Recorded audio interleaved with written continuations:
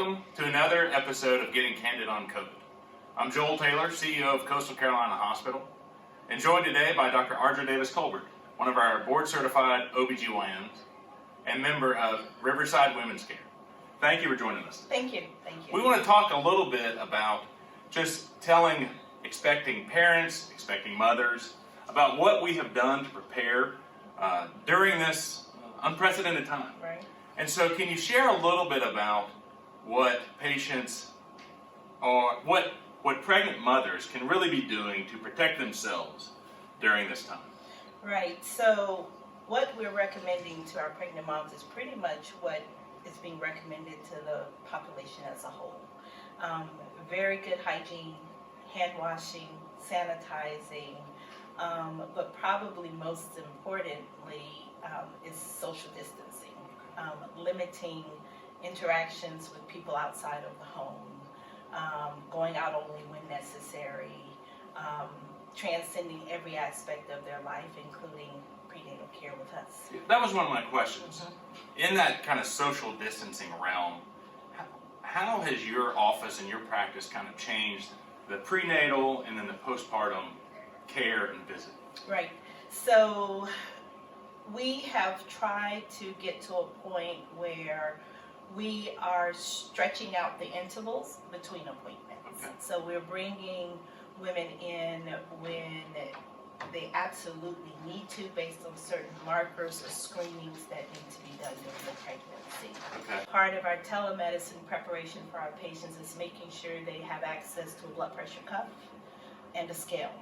So on the day of their telemedicine visit, we are having them take their blood pressure, weigh themselves, video conferencing with them, really trying to identify anything that to us would mean they would have to come into the office.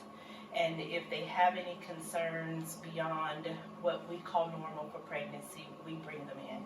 If we have the concerns, we tell them they have to come in. At 28 weeks, they have to have a gestational diabetes test.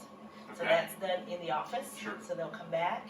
And the transition after 28 weeks is every 2 weeks until about 36 weeks. Most of those are telemedicine. At 36 weeks, there's one final screening test we do. They have to come back in for that.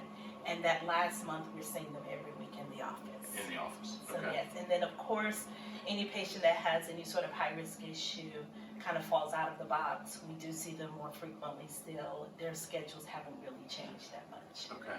What about for the new moms, the new families? You know, within this social distancing kind of new norm, Yes. what recommendations do you give your patients? You know, they want, I'm sure friends and family want to come see the new baby, Right. those kind of things. What recommendations are you giving to your patients for that? So, you know, again, social distancing is very critical for that newborn baby too.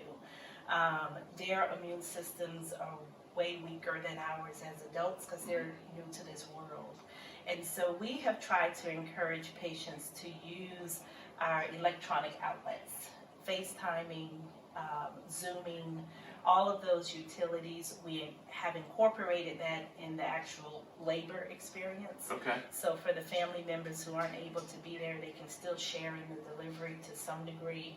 But then at home, really keeping mom and baby and the immediate family isolated from all the visitors by social distancing is still critical. Absolutely. Well, we know this is a challenging time for patients and especially expecting mothers and expecting families. Right. We want to do everything we can to support those people, and certainly thank you for joining us today and learning a little bit more about our preparations and getting candid on COVID.